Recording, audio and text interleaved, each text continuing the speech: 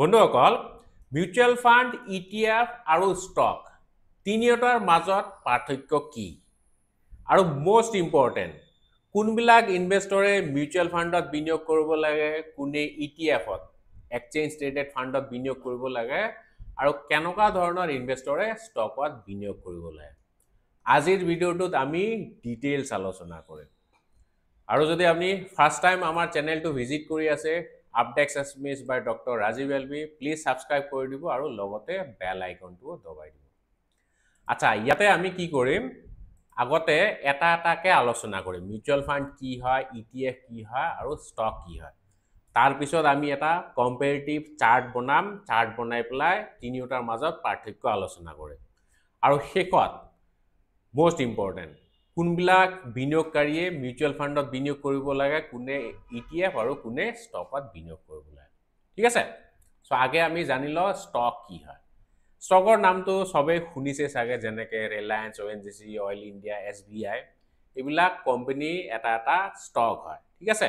so stock মানে কি stock ৰিপ্ৰেজেন্টস ওনাৰশিপ in a company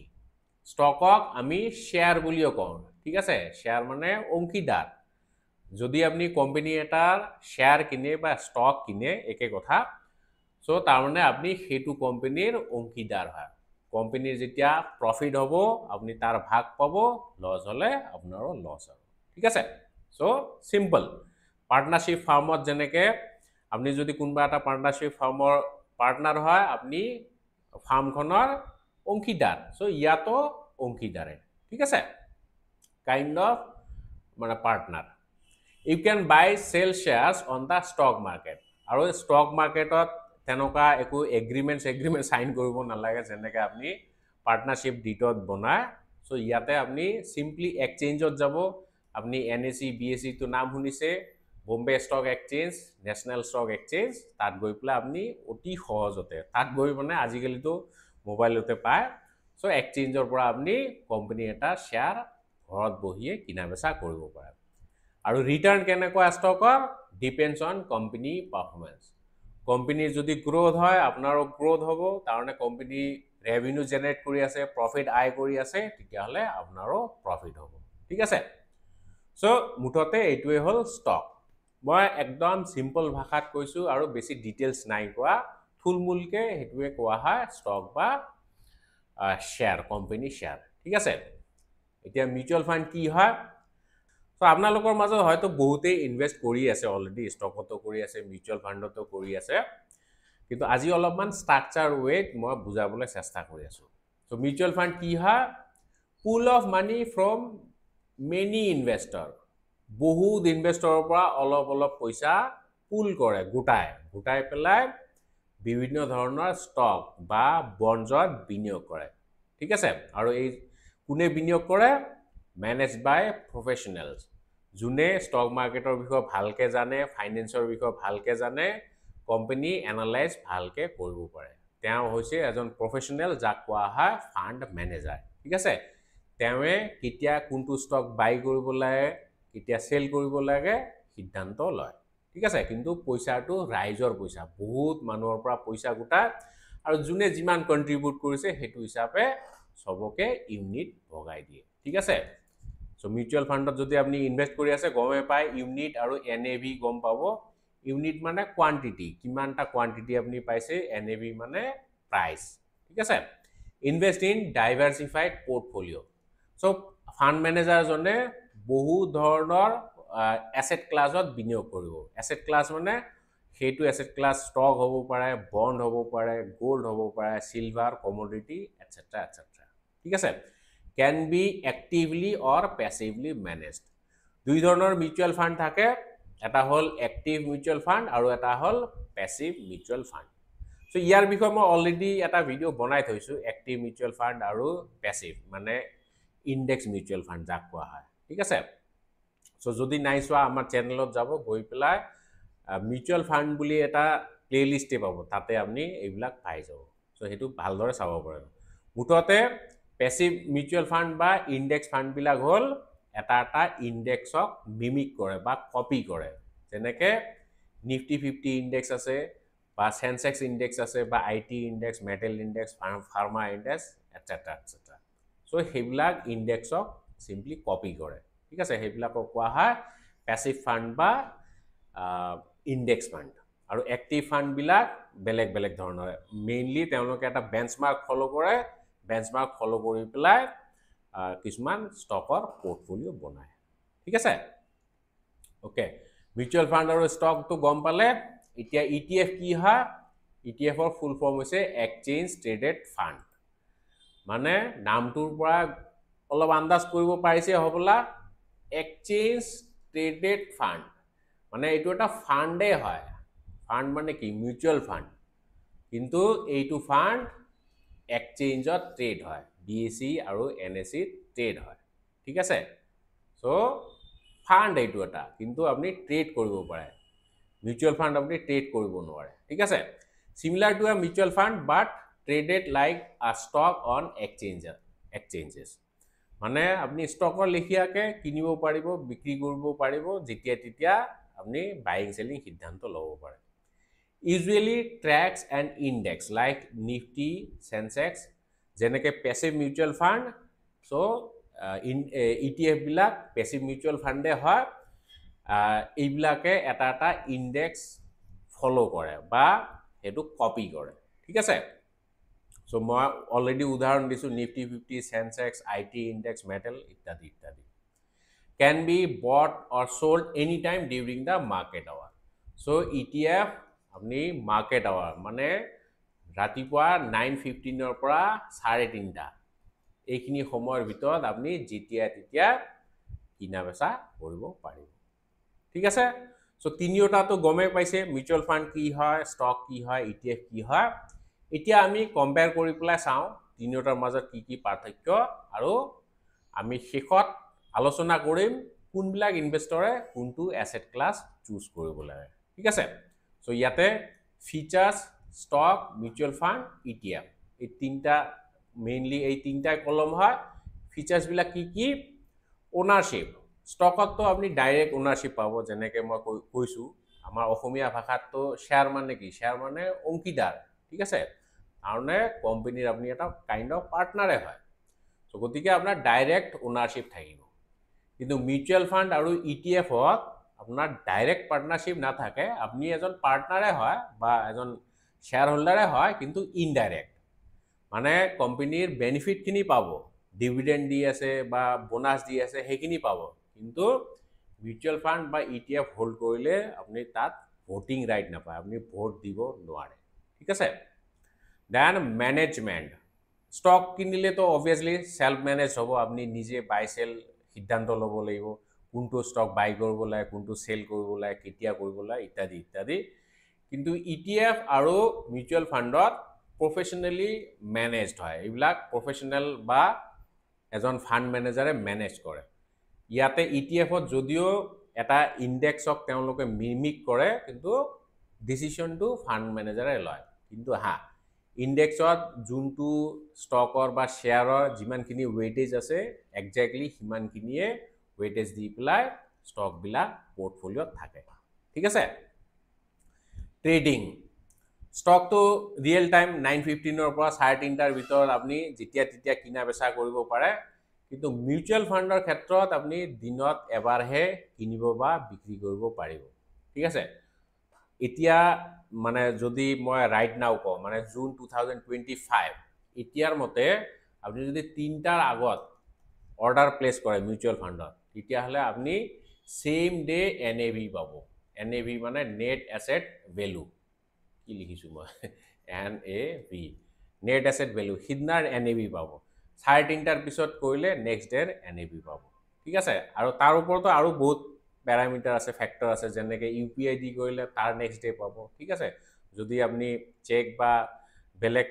options choose কৰে তেতিয়া হলে আৰু দুদিন মান পলম হ'ব পাৰে আৰু ETF ত কি হয় ETF ত তো ষ্টকৰ নিচিনা গতিকে ৰিয়েল টাইমত আপনি ভ্যালু পাবো এতিয়া যিমান প্ৰাইস চলি আছে সিমান প্ৰাইসতে আপনি কিনিব বিক্ৰী কৰিব পাৰিব মিনিমাম ইনভেস্টমেন্ট ইয়াৰ একো লিমিট নাই ভেৰিজ যদি ষ্টক এটাৰ দাম বহুত সস্তা হয় কিছুমান ষ্টকৰ দাম 1 টকা 2 টকা আছে পেনি ষ্টক ভোডাফোন আইডিয়া আজিকালি মানে আজিৰ ডেটত এটা ষ্টকৰ দাম 7 টকা 8 টকা মান চলি আছে আৰু মিউচুৱেল ফাণ্ডত এইটোও ভেৰি কৰে আপুনি আজিকালিতো 100 টকাৰো SIP ষ্টাৰ্ট কৰিব পাৰে চিষ্টেমেটিক ইনভেষ্টমেণ্ট প্লান আৰু ETF যেহেতু এইটো ষ্টকৰ লিখিয়া হয় ইয়াৰো প্ৰাইচটো ভেৰি কৰি থাকে আপুনি যোনটো ETF কিনে হেতুৰ প্ৰাইচ ডেইলি ফ্ৰেকশন অফ সেকেন্ডত চেঞ্জ হৈ থাকে ঠিক আছে কিন্তু মিনিমাম এটা ইউনিট ল'ব লাগিব দেন ডাইভাৰ্সিফিকেশন ষ্টকতো আপুনি নিজে বনাব লাগিব যদি বহুত ধৰণৰ ষ্টক আপুনি কিনে তেতিয়া হলে ওয়েল ডাইভাৰ্সিফাইড হ'ব আৰু মিউচুৱেল ফাণ্ডত বাই নেচাৰ এইটো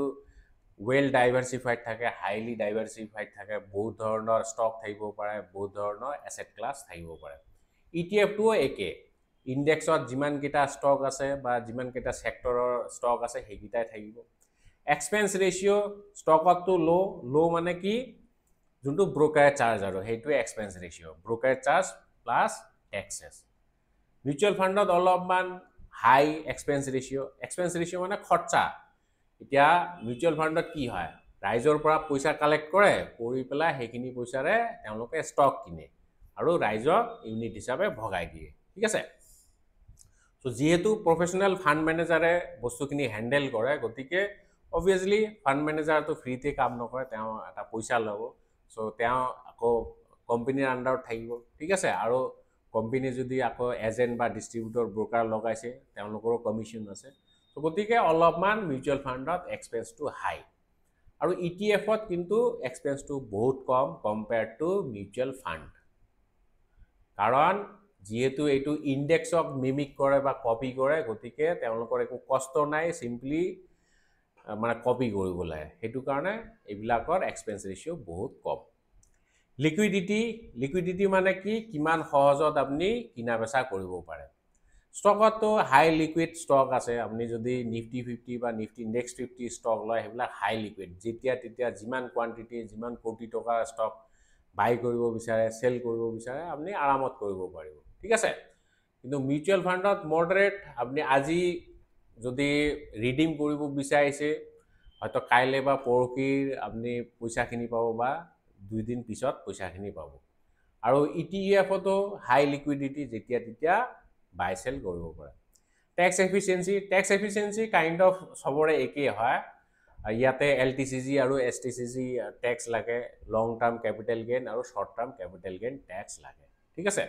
সো মুঠতে আপোনালোকে গমে পাইছে ন মিউচুৱেল ফাণ্ড কি হয় ষ্টক কি হয় ইটিএফ কি হয় এতিয়া মোস্ট ভ্যালুড কোৱেশ্চনটো হল কোনবিলাক ইনভেষ্টৰে মিউচুৱেল ফাণ্ডত বিনিয়োগ কৰিব লাগে আৰু কোনবিলাক ইনভেষ্টৰে ইটিএফ বা ষ্টকত বিনিয়োগ কৰিব লাগে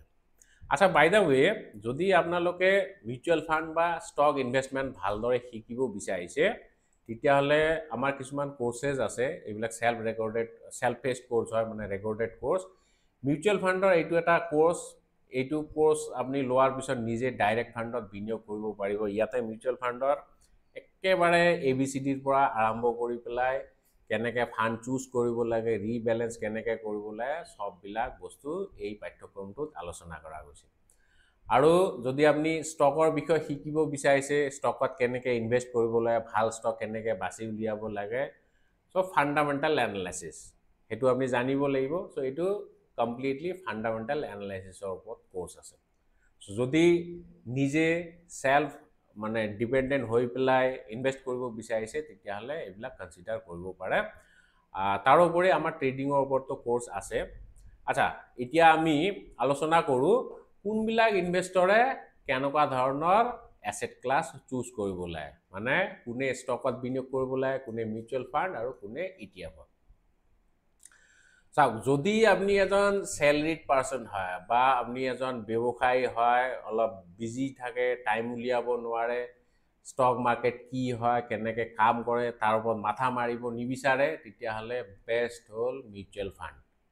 ইয়াতে আপনি লামসামো ইনভেস্ট কৰিব পাৰে বা আপনি এসআইপিও কৰিব পাৰে সিস্টেমেটিক ইনভেষ্টমেন্ট প্লান মাহে মাহে আপোনাৰ একাউণ্টৰ পৰা ডাইৰেক্ট পইচা কাট খাই গৈ থাকিব ঠিক আছে আৰু যদি আপোনাৰ হাতত অলপ সলপ টাইম আছে মাৰ্কেট কেতিয়াবা আপনি চাই তেতিয়া হলে আপনি ইটিএফ লব পাৰে কাৰণ ইটিএফত অলপমান এক্সপেন্সটো কম হয় ঠিক আছে আৰু মিউচুৱেল ফাণ্ডৰ সবতছে বেষ্ট এডভান্টেজ কি SIP কৰিব পাৰে আপুনি সিস্টেমেটিক্যালি পইচাখিনি ইনভেস্ট কৰিব পাৰে ETF তো পাৰে কিন্তু ETF ত আপুনি ডিমেট একাউণ্ট খুলিব লাগিব তাৰ থ্ৰু দিহে SIP কৰিব পাৰে সো এইটো প্ৰসেস অলপমান কমপ্লিকেটেড হয় কিন্তু SIP কৰিবলৈ বা মিউচুৱেল ফাণ্ড খুলিবলৈ হলে আপোনাৰ ডিমেট একাউণ্টৰ প্ৰয়োজন নাই আপুনি ডাইৰেক্ট তেওঁলোকৰ ৱেবছাইটত গৈ পেলাইও খুলিব পাৰে আৰু আজিকালি তো আপুনি এঞ্জেল ওৱান কক বা আপুনি জিৰোধা কক বা আপষ্টক কক এইবিলাকৰ থ্ৰু দিও কিনিব পাৰে আৰু ষ্টক কোনে কিনিব পাৰে আচ্ছা এই ষ্টকৰ কথাটো মই ক'ব বিচাৰিম যদিহে আপুনি ভালদৰে মাৰ্কেট এনালাইসিস কৰিব জানে কোম্পানী এনালাইসিস জানে ব্যালেন্স शीट ক্যাশ ফ্লো কেনেকৈ এনালাইসিস কৰিব জানে তেতিয়াহে আপুনি ষ্টকত বিনিয়োগ কৰিব নহলে लेने का देना पड़ सकता है জেনাৰেলি এনে দেখা গৈছে বহুতে ষ্টকত বিনিয়োগ কৰে কাৰণ এটো এটা ফেন্সি হয় আপুনি ক'ব পাৰে ৰাইজক যে মোৰ আমুক ষ্টক কিনা আছে হয়তো মই 100% ৰিটাৰ্ণ পাইছো হয়তো এটা দুটা ষ্টক তেনেকুৱা ওলাই যায় কেতিয়াবা কিন্তু লং টাৰ্মত আপুনি যদি চাই মিউচুৱেল ফাণ্ডৰ ৰিটাৰ্ণ জেনাৰেলি বেছি হয় ষ্টকতকে এটো মোস্ট অফ দা টাইম দেখা গৈছে যোনে ভালদৰে ষ্টক পিক কৰিব জানে তেওঁৰ কথা বেলেগ কিন্তু এনে ইন জেনাৰেল আৰু বহুত মানুহে ষ্টকৰ বিষয়ে বেছি নাজানে কিন্তু হা এনে সোশ্যাল মিডিয়া বা টিভি চাই পেলাই ষ্টকত বিনিয়োগ কৰা লাষ্টত ফসি থাকে কিন্তু আলটিমেটলি মিউচুৱেল ফাণ্ডৰ ৰিটাৰ্ণে বেছি আহে ঠিক আছে সো যিয়ে নহক সিদ্ধান্ত আপোনালোকৰ মই জাস্ট আপোনালোকক দেখাইছো তিনিওটাৰ মাজত কি পাৰ্থক্য সো আশা কৰিছো ভিডিওটো আপোনালোকে ভাল পাইছে যদি ভাল পাইছে প্লিজ কমেন্ট কৰি পেলাই জনাব জয় আই অসম